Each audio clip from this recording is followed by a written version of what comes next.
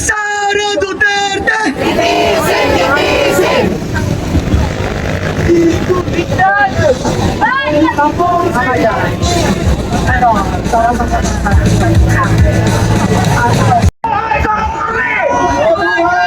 Magandang araw sa atin lahat! Magandang araw sapagkat huminto ang ulan at tayo'y nalinliman. Napakaganda ng simoy ng hangin sa atin ngayon. Ito ay mula sa itaas. Mabuhay ang Pilipinas! Maraming salamat po. Binigyan niyo ako ng pagkakataon na makapagsalita ngayon at kahapon din po. Nagtipon-tipon po tayo ngayon sapagkat ipinakita natin ang ating lakas. Sapagkat nasusulat ang ganap na kapangyarihan at otoridad ay nagmumula sa sambayanan. Ito po tayo ngayon.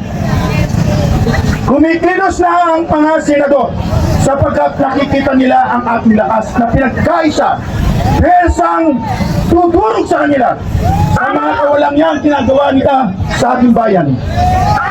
Hindi lang naman itong usapin sa impeachment, kundi sa marami pang mga nilabag nila sa ating konstitusyon.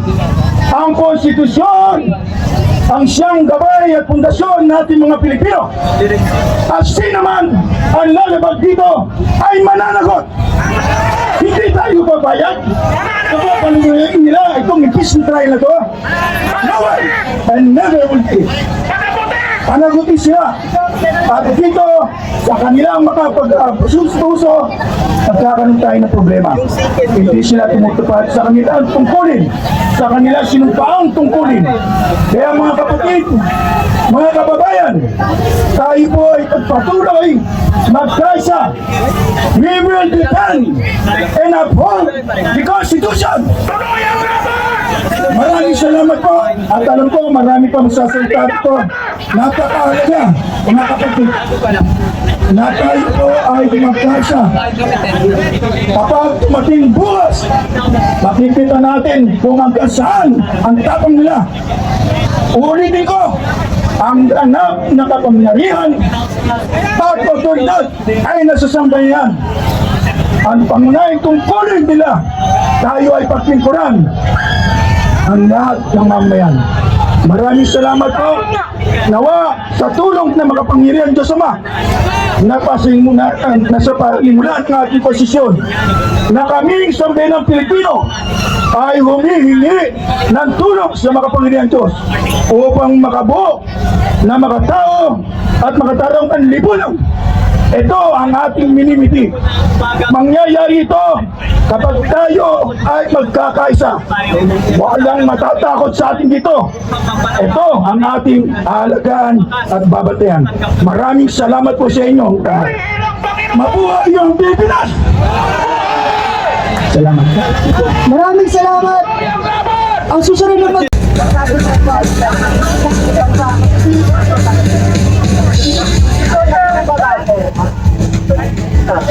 Ilang minuto na lang mga kasama at uumpisahan na natin ating programa.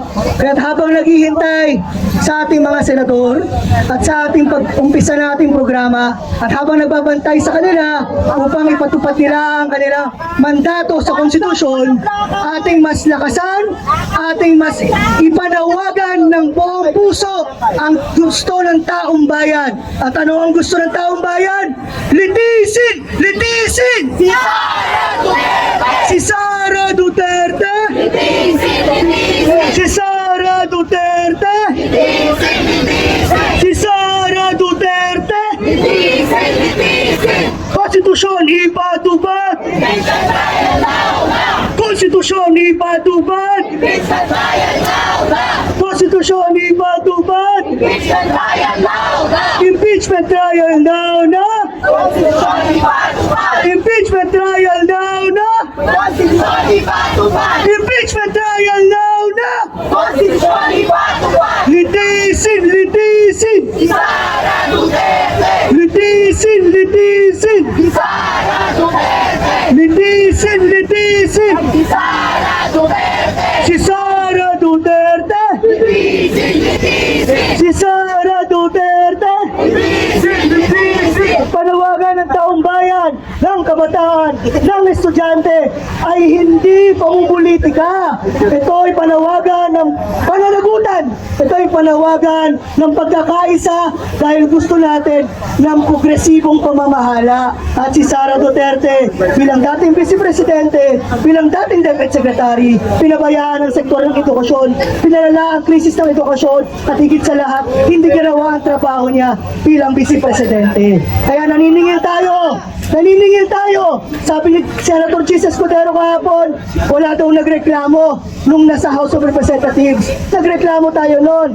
Umilos tayo, nagrally tayo, pinakita sa kanila na i-impeach dapat si Sara Duterte. Ngayon, gusto natin, litisin na siya! Kaya sama-sama, parinig natin sa mga senador! Litisin! Litisin! Litisin! Litisin! Litisin! Litisin! Si Sara Duterte! Si Sara Duterte! Ang impeachment trial court ay mandato nila hindi bilang legislatibong kinatawa ng mga mamamayan, kundi isang constitutional provision na nagsasabi accountable dapat ang ating mga executive at judiciary officials. Kaya naman mga kasama, gusto natin konstitusyon ipatupad! Konstitusyon ipatupad! Konstitusyon ipatupad! Impeachment trial now na! Impeachment trial now na! Impeachment trial now na!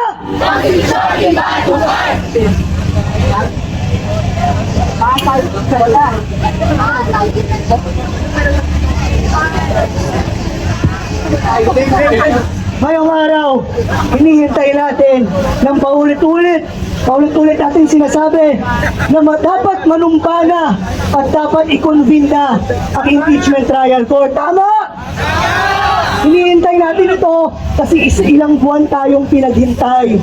Ilang buwan tayong pinag-dribble-dribble. Sabi nga ng ating akbayan senator na si Risa Hontiveros na sila lang na minority bloc ng Senado ang naninindigan na ituloy ang impeachment trial court. Sabi din nila, huwag daw ipasa sa 20th Congress. Duty nila to, tungkulin nila to, obligasyon nila to bilang mga senador. Kaya mga kasama, mas malakas, litisin! Litisin! Litisin! Litisin! Si Sara Duterte! Si Sara Duterte! Si Sara Duterte! Sabi ng ibang mga senador, iba daw ibig sabihin ng forthwith nung binasa ng minority bloc, yung ibig sabihin ng forthwith sa translasyon papunta sa Tagalog, sa papunta sa Pilipino, ang sabi, agad-agad, sundin, kagad-agad. Pero bakit tayo pinaghihintay? Bakit tayo niloloko pa? Bakit tayo sinasabihan ng kasinungalingan at kung ano-anong dahilan? Ayaw nga natin yun, tama? Ayaw natin niloloko tayo. Ayaw natin pinag-dribble-dribble tayo. Ayaw natin binabola tayo. Kaya, impeachment trial, Sara Duterte! Konstitusyon ipatupad! Konstitusyon ipatupad! Senator Chis, nandito ang taong bayan, ang kabataan, ang estudyante, at iba't ibang mga sektor. Senator Chis, mga senador, i-convene na! Galawin na ang baso! Impeachment trial now na! Konstitusyon ipatupad! Impeachment trial now na!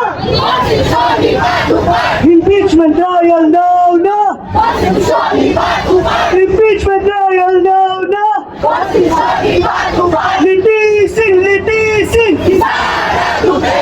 Litisin! Litisin! Litisin! Litisin! Si Sara Duterte! Ang daming delay. Sabi din ni Senator Bato, Senator Bongo, Senator Amy, ito mga senador, ang tagal-tagal na i-delay nila. Ang dami nilang dahilan, ang dami nilang kung ano-ano. Sama mo pa si Senator Robin na nag-file ng resolution na wag na daw ituloy ang impeachment trial. Papayag ba kayo doon? Papayag kayo na hindi ituloy? Kaya litisin! Litisin! Litisin! Litisin! Si Sara Duterte! Si Sara Duterte! Konstitusyon ipatupad! Konstitusyon ipatupad! Konstitusyon ipatupad! Konstitusyon ipatupad! Impeachment trial now na! Impeachment trial now na!